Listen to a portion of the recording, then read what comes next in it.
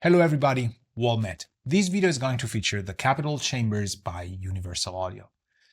This plugin features 4 of the most famous chambers ever built by mankind, and the list of artists and famous productions that have used them is just endless. So my intention with this video is not to build another list, because the manual here goes into length for all of these explanations.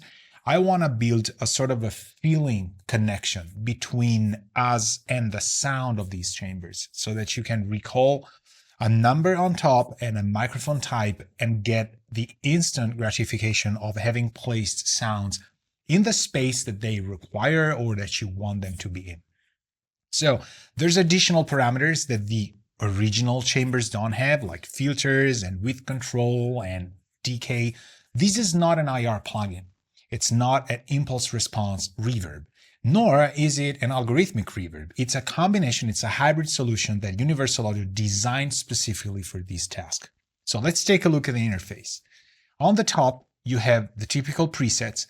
For once, I would advise you to actually take a look and a listen to the presets themselves, because these chambers were often used in very strict combinations.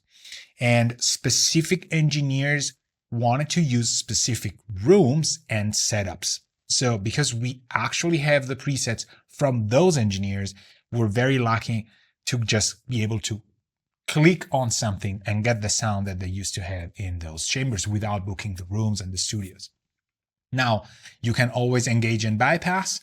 You can A/B, copy A to B, so you have 2 presets, very useful when you're like splitting hairs.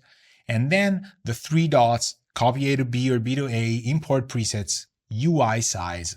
You can submit feedback as usual, and the very useful documentation and quick tip video, because it's always good to have a clicks at mouse range. Below the logo, we have 4 golden buttons, 2, 4, 6, 7. These are the room numbers. These are the real chambers at Capital. So you have chamber 2, 4, 6, and 7. And below there's a picture, a thumbnail that represents what's going on in there. Again, when you're moving minimum to maximum, the door opens, meaning the engineer is in, and the plugin is loading the calculations necessary to give you the sound you want. Below the thumbnail are the 4 icons representing the 4 mic choices. And these mics are literally there at Capital. They're not invented. They've been using along with the rooms. You have a pair of 21Ds, which are omnidirectional tube small diaphragm mics, a pair of 44s, which are ribbon microphones, figure of 8. You have a pair of SM80s, which are small diaphragm, non-tube version, and still omnidirectional, and the C37A pair, which are large diaphragm in cardioid pattern. So these 8 microphones, 4 pairs, are actually an integral part of which sound you're going to get from each room. Not only, but something you cannot change, but is also very unique to the sound of those chambers, are the loudspeakers. If you can see in the rooms, the loudspeakers are different, and they go from small boxes that resemble sort of a hi-fi stuff to insane loudspeakers. These are actually legendary in room 4 because the whole setup is one of Al Schmidt's favorite setups. So it's one of, they say, most in-demand rooms just for the reverberation chambers. Insane. Then you can select the distance at which the microphones are placed against the loudspeakers. And again, you go from maximum to minimum. I would consider maximum to be a default, and then you can think about shortening that distance. Below that, there's a pre-delay, and the general power button, which will bypass the plugin, and the decay. Again, here, max is default. So you can shorten things, but max is what naturally would occur in those rooms at that setup. Below that, there's a series of filters, so you can actually alter the EQ curve of your response. You have a high pass that goes from 0 to 750 Hz, useful for isolating bass. We'll see that because I use that a lot in things that shouldn't have reverb. Then we have 125 Hz back-sendal low shelf for bass and a 5 kHz back-sendal high shelf for treble. The mid-band is a peak at 500 Hz with variable Q, so the Q changes, with the gain. At the bottom of the plugin, we have a wet solo button, which will turn your plugin 100% wet, or an additional knob for a variable mix dry wet state. So it goes from 0 to 100%. And then a stereo width control for the reverb. 100% being normal, default, and then it can be shrunk down to 0% where it's full mono. And this concludes all there is to say about the controls.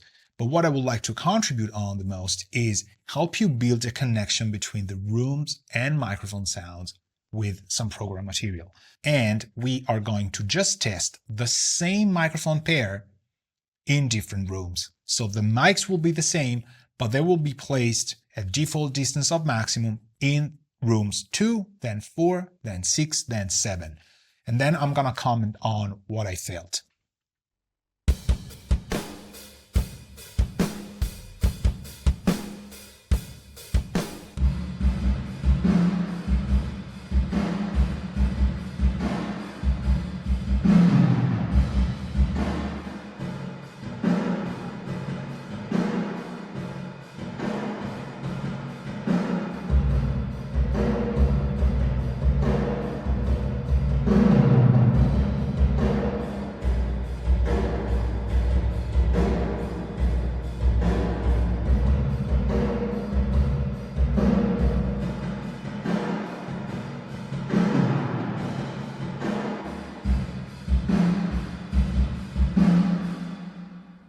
Very nice, right? They're all different, but remember the microphones are always the same. But if you notice in the pictures, for example, from room 2 to 4, look at the 21Ds. They're facing up in a different way that they are in room 4. Also, they have kind of a different height.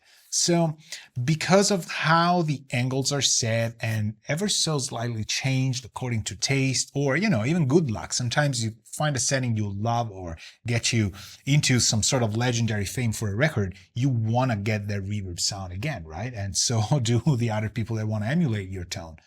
Now, my short comments are that room 4 is definitely the one that has the most mid-centered cloud of reverb, while the lows are very free, which can be beneficial for a lot of sources, while 7 is very bass heavy in a sort of a soundstage orchestral sense.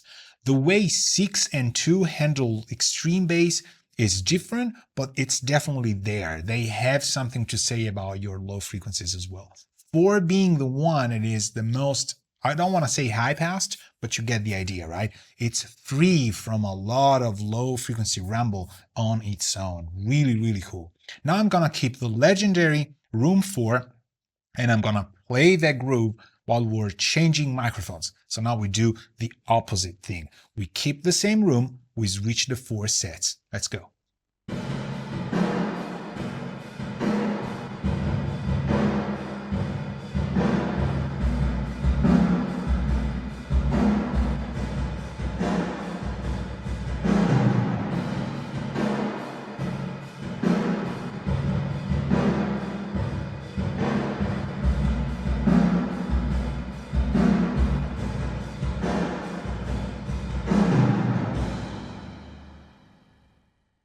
They're very peculiar in a way. I like how the 44s and the SM80s have something to look at in terms of low frequencies. The low mids are what you get from the ribbon of the 44s, and the kind of scooped and detailed, coherent SM80 is also very interesting. Then you have kind of a mid-high mid focus on the C37As for being large diaphragm. They're placed in a way that really emphasizes the grit of things. And the 21Ds, I don't know if I'm partial to them, but they sound so just complete. And I would say maybe it's why they placed it first. I don't know. It's definitely some microphone pair that gets associated a lot with Capitol Records. Not that the other stuff isn't, but the 21Ds, there's people hunting for these microphones just because they were such a protagonist of Capitol Records. Let's try and experiment with some things. I'm just gonna keep something here in room probably 6 just to change things. I'm gonna find some sound that I like. Then I'm gonna reduce the wet solo so that we can get some interaction between the source and the effect, and just take a listen at how the parameters affect my drum kit.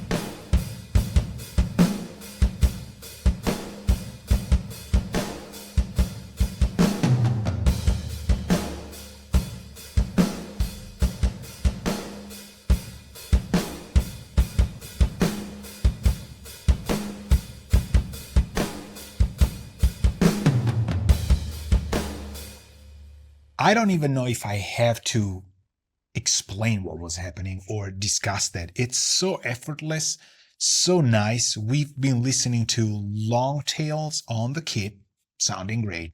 We've been listening to very short ambience, amazing, just as invisible as possible. Yet when you power the plugin down, the kit loses everything, right? It's great. I've been experimenting with hyper filtering of the low frequencies just so that I could crank the 5 kilohertz shelf up with the reduced width, and the snare, just the snare itself was propelling itself higher.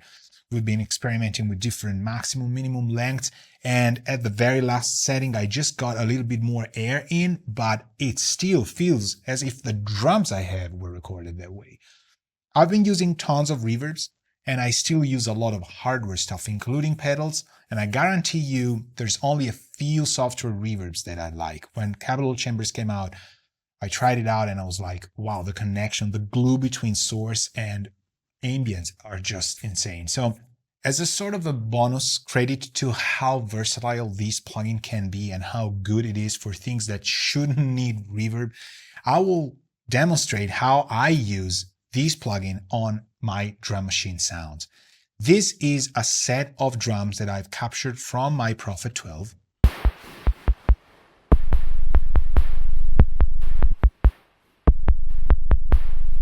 And to give you context with just one synthesizer track, this is still my Prophet 12, completely mangled in effects. Hear the contrast between the drum machine parts and the pad.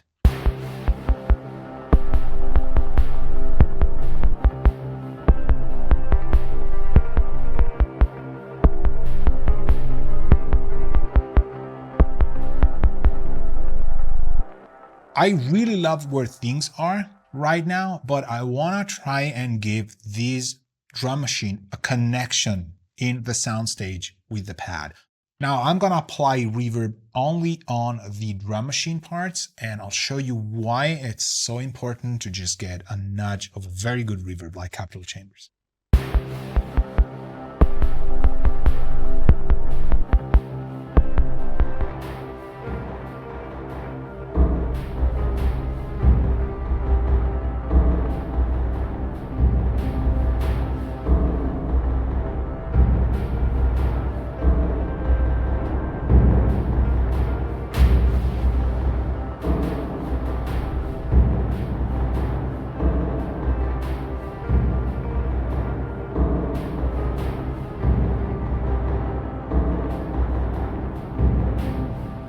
Let me explain why I've done what I've done. This is by no means a rule that you should follow. It's just how I've learned to work, and it's a method that has always worked for me in years. We've got these low frequency drum machines, and we know we should not reverb them, right? We should not place reverb on them. Well, I don't care. I still want to have a connection between that depth, because if we manage to fill the gaps of these drum parts with the pads and the reverberation, it will add to the general sense of depth, and I'm all for that. What I've done is I've dialed in my sound, the reverb sound, just by listening to its pure effect against the pad. I liked Room 7, I like the microphones I've picked. So number one, in the time domain, I have moved my reverb away from the main transient. Number two, I've been playing with the EQ. But now, funny enough, because the room itself is doing my work of high passing the source, I didn't have to use any high pass. Now we're going to press play and we're going to change the wet solo to disabled so that we can contrast against what felt for us, the reverb plus pads, against the real dry and wet together.